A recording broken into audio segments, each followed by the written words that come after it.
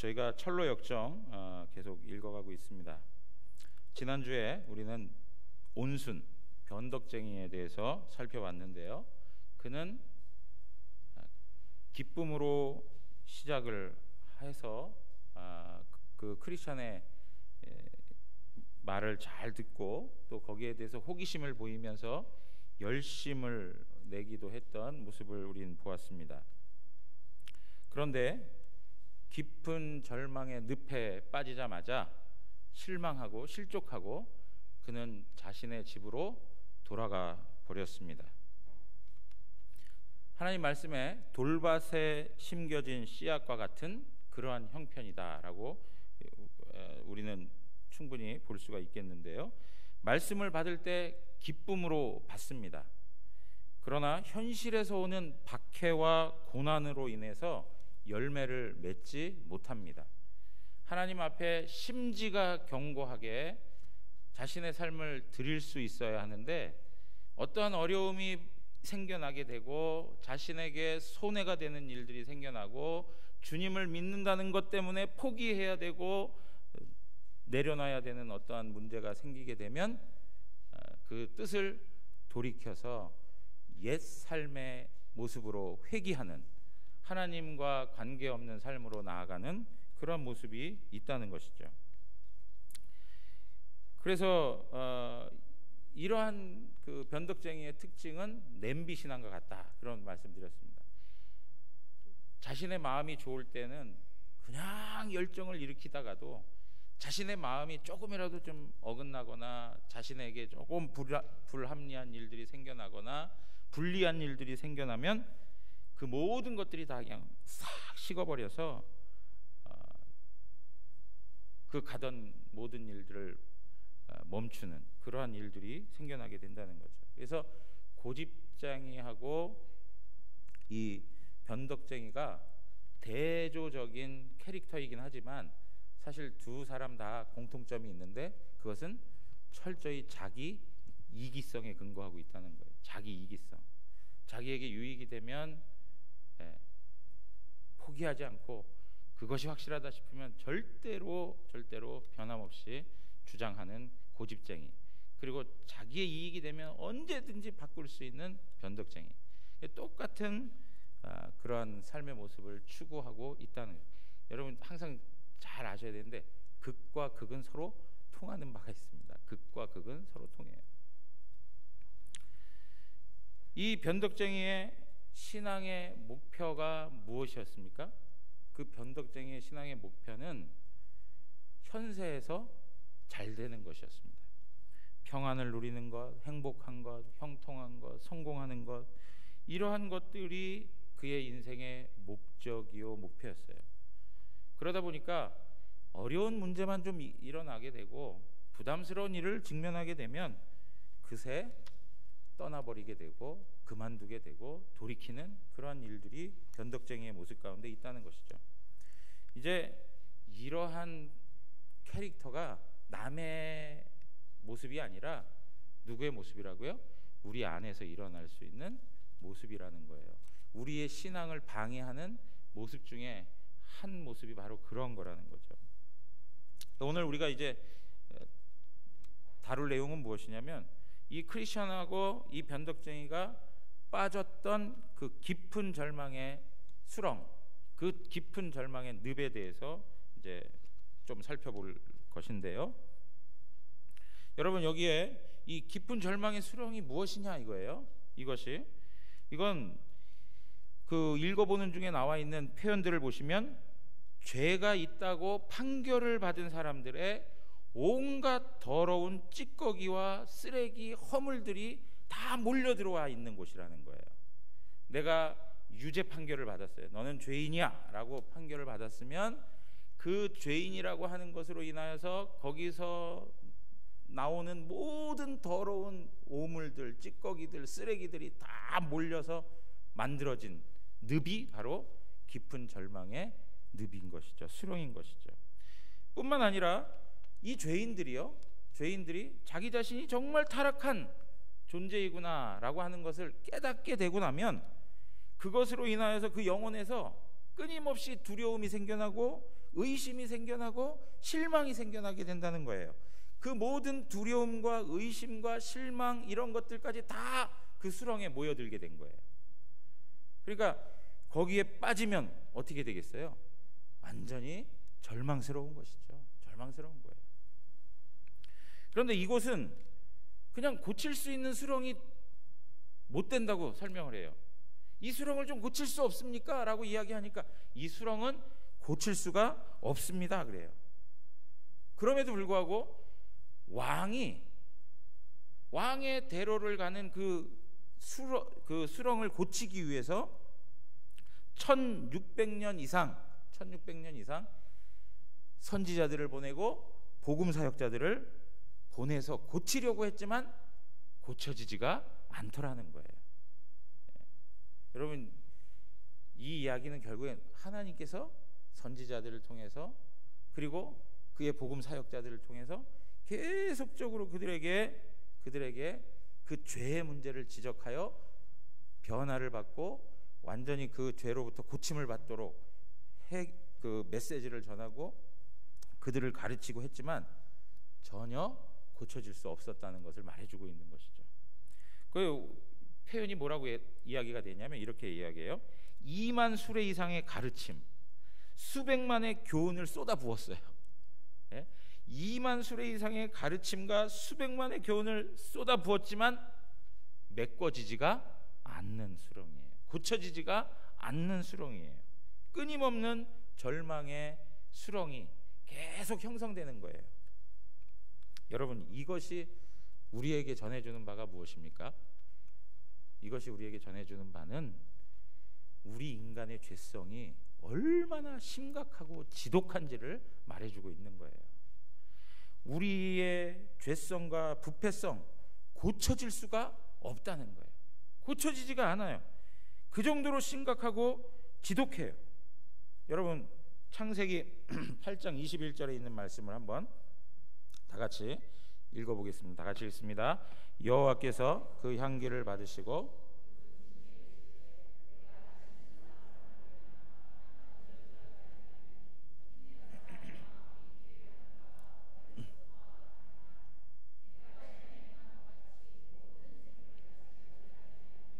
네, 이건 지금 그 노아의 그 홍수 사건과 관계돼서 이제 나오는 내용들인데, 사람의 마음이 계획하는 바가 언제부터요?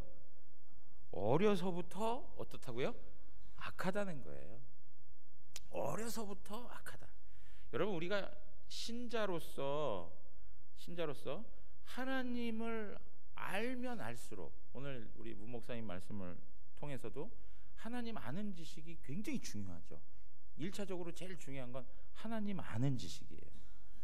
하나님을 알면 알수록, 하나님 그분에 대한 지식이 바르게 내 것으로 삼아지면 삼아질수록 나 자신에 대해서 보게 돼 있어요.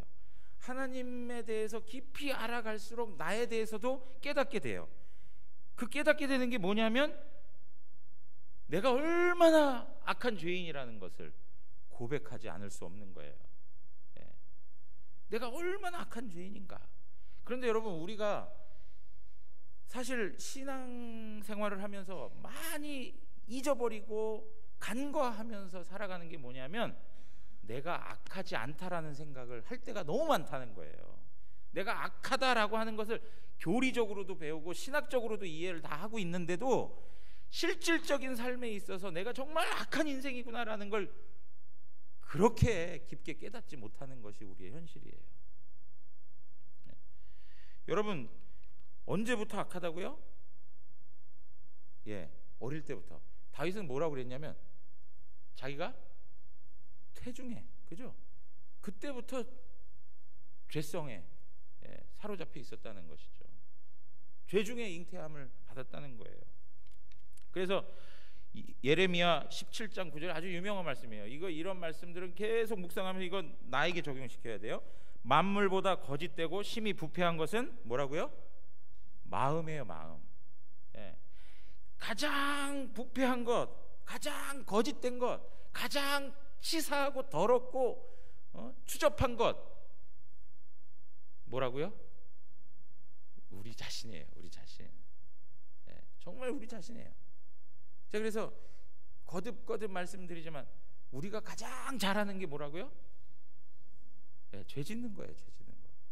죄 짓는 거는 가르쳐 주지도 않아도 다 해요. 본능적으로 해요. 본능적으로. 갓난 아기 때부터 해요. 예.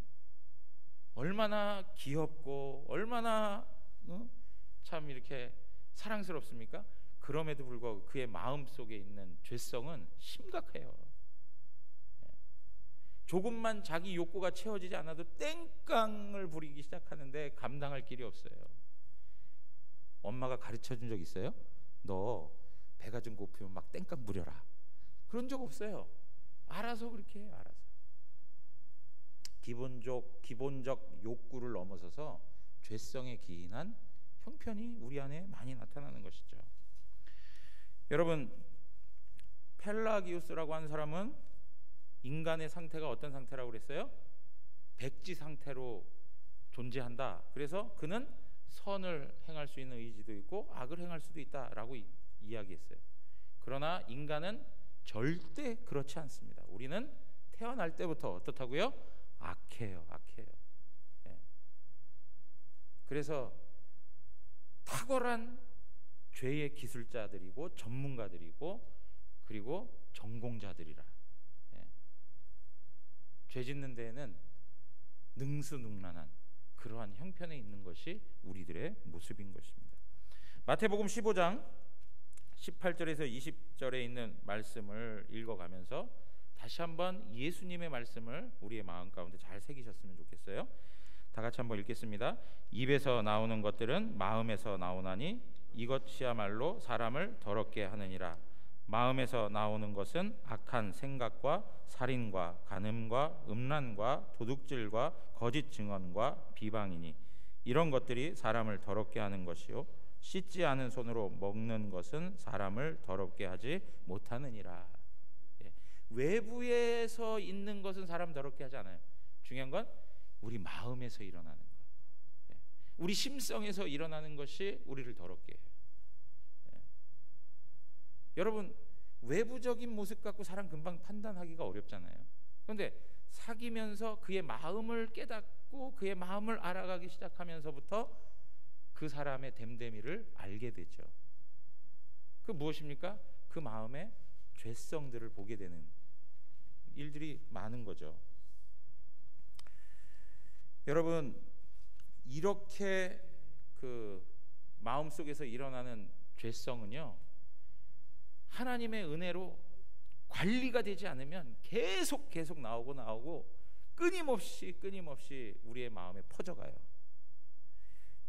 이 뒷정원에 보면은 잔디가 좀 있지 않습니까? 이렇게 지금도 비가 많이 오고 막 해서 이제 풀들이 많이 자랐는데 이상숙 전사님이 쪼그리고 앉으셔가지고 그것들 관리하면서 하나씩 그 잡풀들을 뽑을 때마다 하시는 말씀이 뭐냐면, 목사님 이거 매일매일 관리 안 해주면 어느새 그냥 치고 올라와가지고 자라가지고 그 밭에 쫙 깔리는지 매일매일 뽑아줘야 그것도 부족하다는 거예요.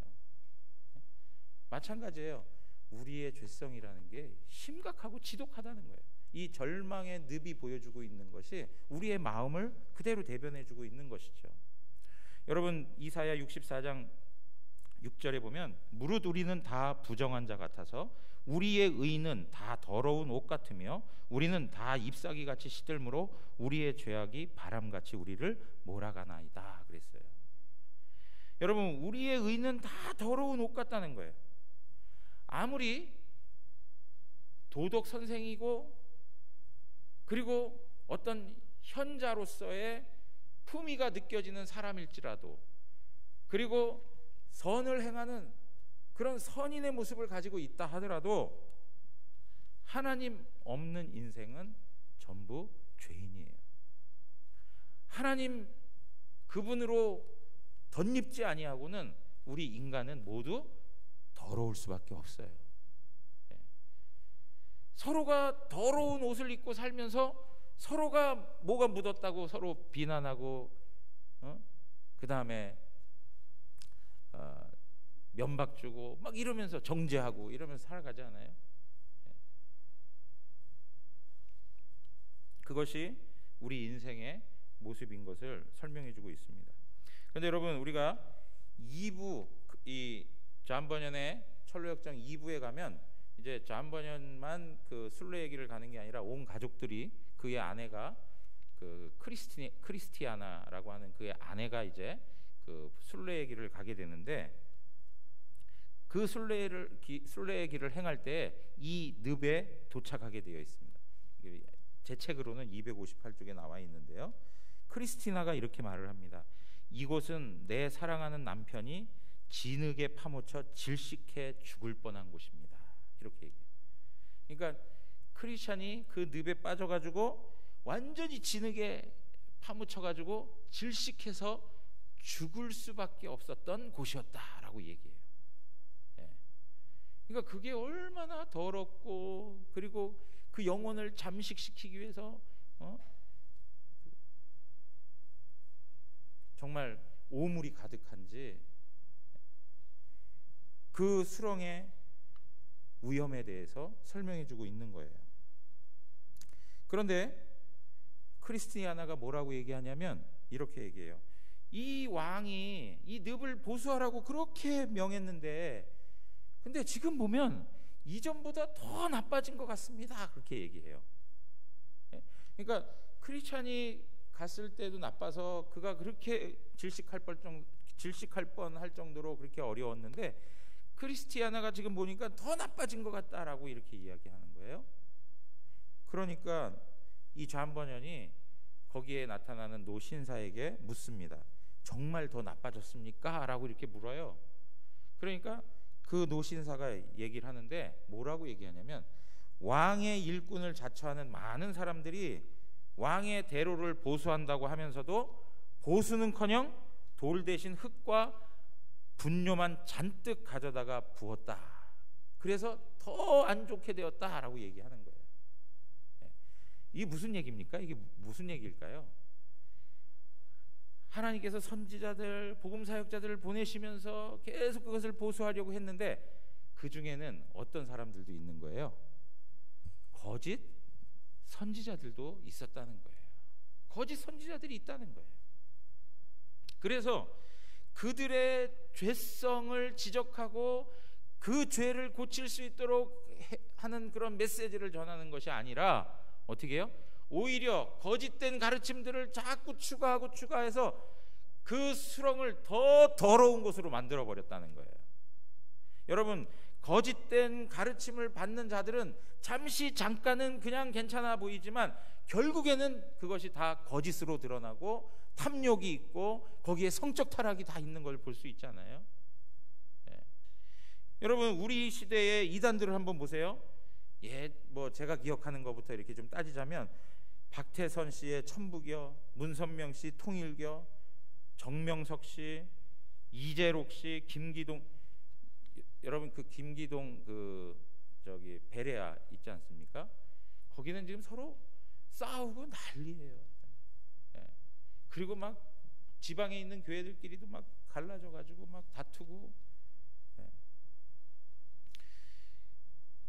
안상홍, 이만희 신천지, 뭐 이런 여러 이단들, 사이비 집단들이 우리의 신앙을 유혹하고 현혹시켜서 우리로 하여금 믿음에서 떨어지게 했던 그런 일들이 있습니다. 그런데 그들의 끝을 보면 전부 다 더러운 것들밖에 없어요. 거기에는 탐욕이 있고, 거기에는 위선이 있고, 거기에는 육체적 정욕과 성적 타락이 맞물려 돌아가고 있어요. 그래서 사회적으로도 이슈가 되고 문제가 되는 그런 사건들이 막 터져 나와요. 거짓된 선지자들, 거짓된 교사들이 나와가지고 그것을 고치는 것이 아니라 오히려 더 부추기고 잘못 이끌어서 더 깊고 더 더러운 수렁을 만들어버리는 일들이 있다는 거예요.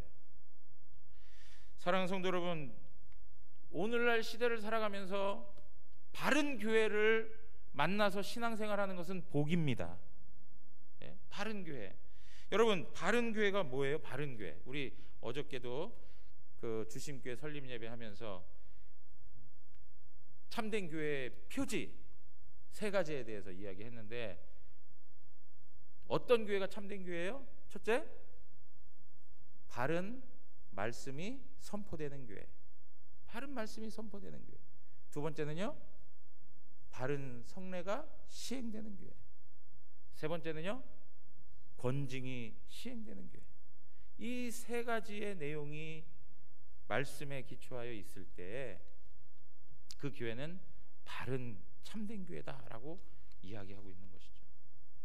여러분, 마찬가지입니다. 오늘날 많은 사람들이 우리의 귓가에 달콤한 이야기들을 많이 들려줘요. 제가 우리 성도님들이 듣는 유튜브나 이런 걸 이렇게 간혹가다 이렇게 지나다가 듣게 되거나 뭐 어떤 부분들 이렇게 저한테 뭐 보내주시는 분들도 있고 이렇게 보면, 야, 이거는 좀 가까이 안 하셨으면 좋겠다 하는 것들도 참 많아요. 예. 그래서 여러분, 바른 말씀이, 하나님의 진리의 말씀이 선포되는 곳, 성경 중심적인 교회, 이것이 너무나도 중요한 것입니다. 예.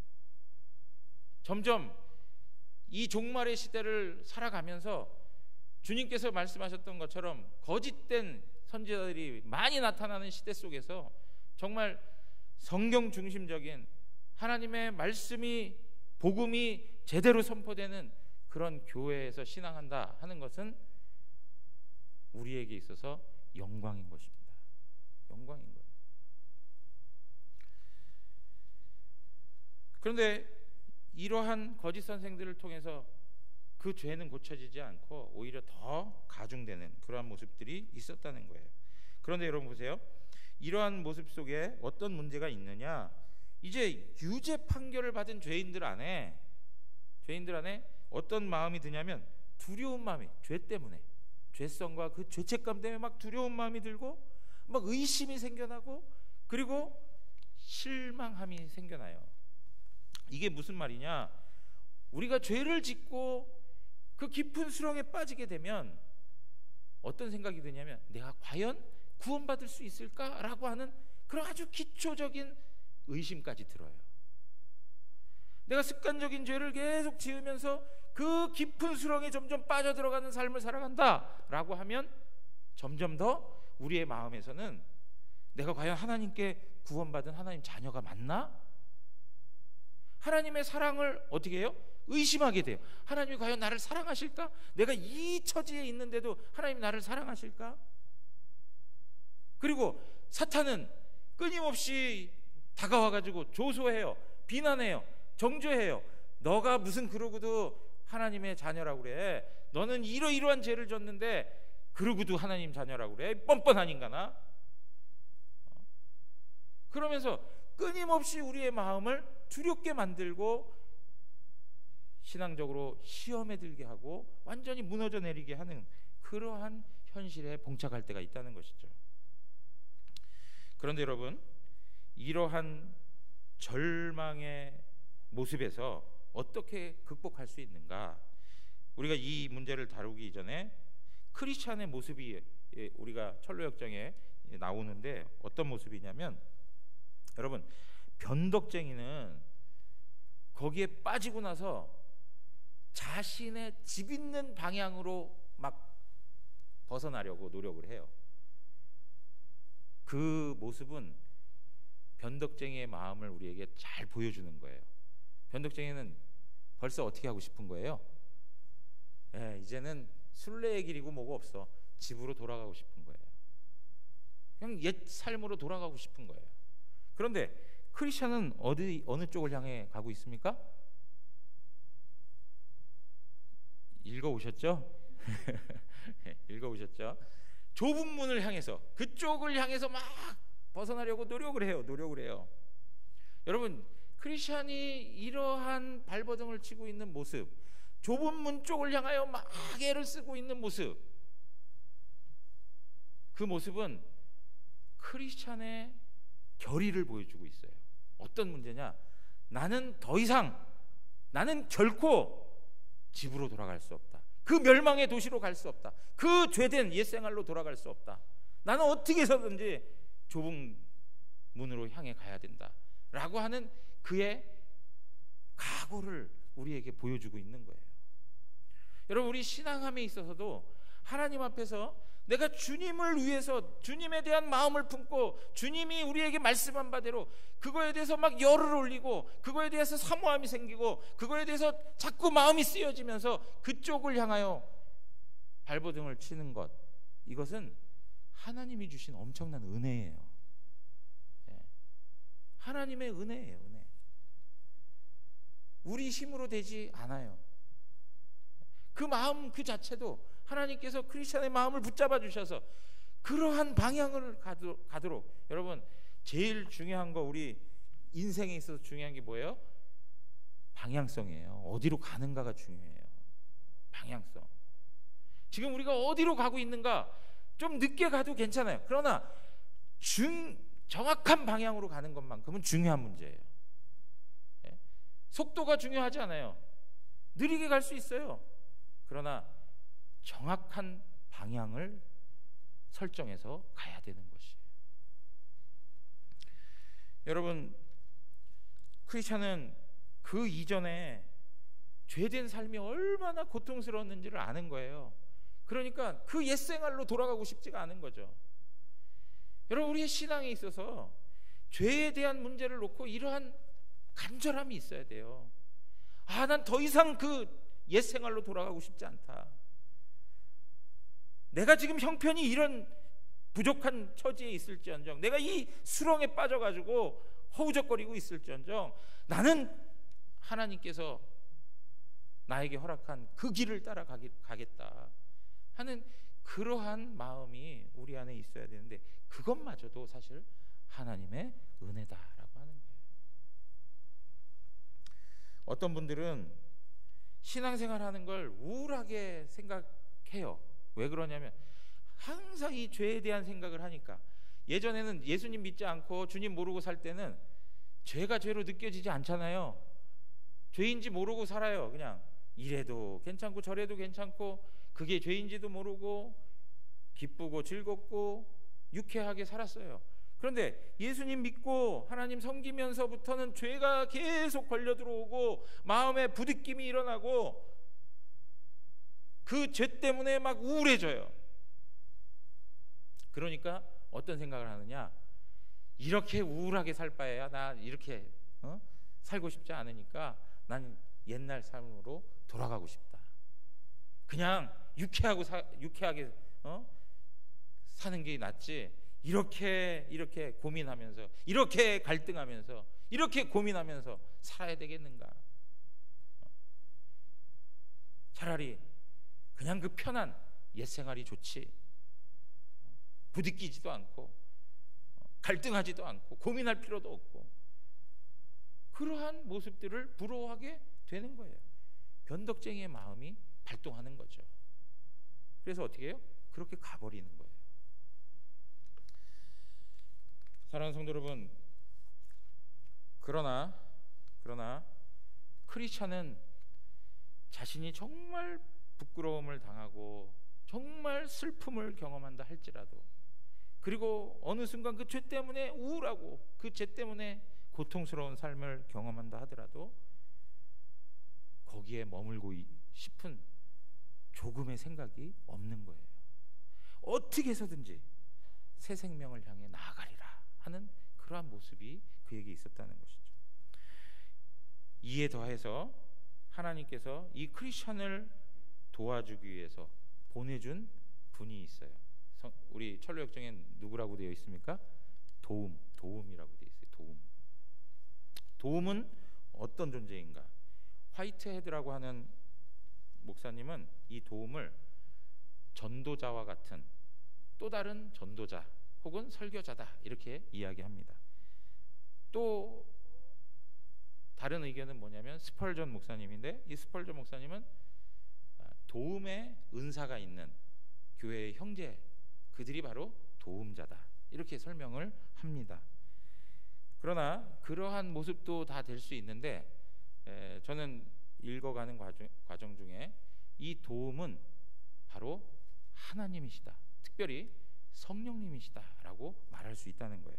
자, 오늘 우리가 읽었던 시편 40편 1절에서 2절 우리가 말씀을 봤는데요. 내가 여호와를 기다리고 기다렸더니 귀를 기울이사 나의 부르짖음을 들으셨도다. 나를 기가 막힐 웅덩이와 수렁에서 끌어올리시고 내 발을 반석 위에 두사 내 걸음을 견고하게 하셨다고 이렇게 얘기하고 있어요. 그러면서 40장 17절에 뭐라고 얘기합니까? 40장 17절 다 같이 한번 읽겠습니다. 나는 가난하고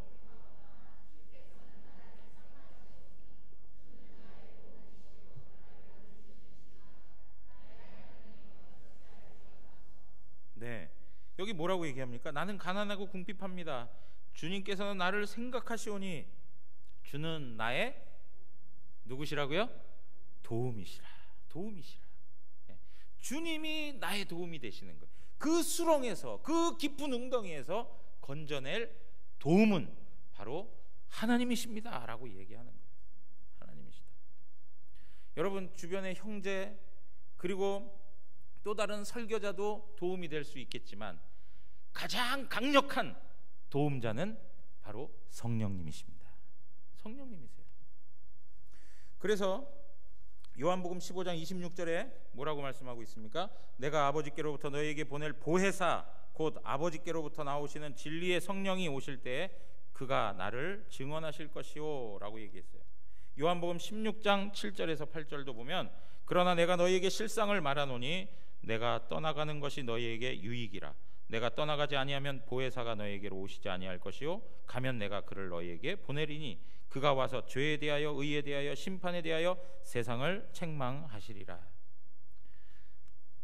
성령님께서 오셔서 죄에 대해서 깨닫게 하시고 죄의 무거운 짐으로 가라앉는 우리의 영혼을 붙드시고 세우시는, 그리고 우리를 진리의 말씀으로 인도하시는 그러한 도움자로서의 역할을 하십니다. 그래서 이 보혜사라고 하는 이 단어를 사용하고 있는데요, NASB 영어 성경에서는 헬퍼라고 이야기하고 있어요. 도움자라고 얘기하고 있어요. 도움자. 성령님은 우리의 상담자가 되시고 우리의 도움자가 되시는 분이십니다. 그래서 이 성령님이 바로 도움을 주지 않습니다. 크리스찬 거기에 빠졌어? 그리고 나서 탁 들어올리지 아니하고 먼저 크리스찬의 영적인 상태를 쫙 살핍니다. 정확한 진단을 하기 위해서 크리스찬에게 있어서 무엇이 문제였는지를 깨닫도록 도우십니다. 크리스찬에게 뭐라고 질문을 하느냐면 왜 당신은 앞을 잘 살펴보지 않았습니까? 이렇게 묻습니다. 여러분 지금 막 허우적거리고 있으면 어떻게 해야 돼요? 당장 먼저 그냥 확 꺼내줘야 되잖아요. 근데 그렇게 하지 않고 거기서 웬 질문이요? 당신은 왜 앞을 잘 살펴보지 않았습니까? 그런 질문을 던져요. 그런 질문을. 그랬더니 이 크리스찬이 정직하게 대답을 하는데 뭐라고 얘기하느냐? 두려움에 몰려 다른 길로 도망하려다가 그만 여기에 빠진 것입니다. 두려움에 몰려서 다른 길로 도망하려다가 여기에 빠지게 되었습니다 라고 얘기해요. 여러분, 크리스찬의 고백은 아주 진실했습니다. 솔직한 고백이었습니다. 자기 마음에 두려움이 있었다는 것을 정직하게 고백하고 있어요. 여러분, 이 내용이 참 중요해요. 우리 신앙에 있어서 내가 마음속에서 느끼고 있는 감정이 어떠한지를 하나님 앞에 그대로 나타내 보이는 것이 중요해요. 나의 영적인 문제에 그 모습 속에서 내가 그 문제를 직면하게 된 이유가 무엇인지를 깨닫고 그것에 대해서 정확하게 고백할 줄 아는 것이 필요하다는 거예요. 그런데 참으로 안타까운 건 무엇이냐면 우리가 신앙생활을 하면서 사람들 앞에서 우리 자신을 포장하기 시작하면서 그러한 모습들이 결국에는 하나님 앞에서도 우리 자신을 가리는 그런 모습들로 나아가고 있다는 데 안타까움이 있어요. 하나님 앞에서도 뭔가 체면을 차리려고 하는 그러한 모습들이 있다는 거예요. 여러분 하나님 앞에 체면 차리고 있습니까? 하나님 앞에서 정말 진실하고 정직하게 우리의 마음속에서 일어나는 그 더러운 것들이, 그 두려움과 의심과 그 실망이 무엇인지를, 하나님 앞에 근본적인 문제가 무엇인지를 내놓고 알아보셨느냐 이거예요. 그것이 중요하다는 거예요. 왜냐니까 이렇게 하고 나니까 그때서야 도움을 주는 일을 해요. 여러분, 하나님께서 우리에게 일하실 때에 하나님은 우리의 어려움에서 우리를 건져내는 것을 목적으로 삼지 않으세요. 우리가 왜 실패했는지, 그리고 우리가 그 일들을 통해서 하나님으로부터 무엇을 깨닫고 배워가야 하는지를 우리로 하여금 알게 하시죠. 그래서 우리로 더욱더 성숙하게 만들어 가시는데 하나님의 목적이 있지, 그 어려움에서 피하게 하는 게 하나님의 목적이 있는 게 아니에요. 무슨 말씀인지 이해되시겠어요? 우리를 어떤 어려운 상황에서 끄집어내 가지고 그것으로부터 구원하는데 하나님이 우리를 향한 목적을 갖고 계시지 않고, 그 과정을 통해서 우리가 하나님 앞에서 어떠한 마음으로 세워져 가는지에 대해서, 그리고 주님의 마음을 담고 주님의 형상을 닮아가는 것에 관심을 갖고 계시다는 거예요. 그렇기 때문에 우리 자신을 알아야 된다는 거예요. 우리 자신을.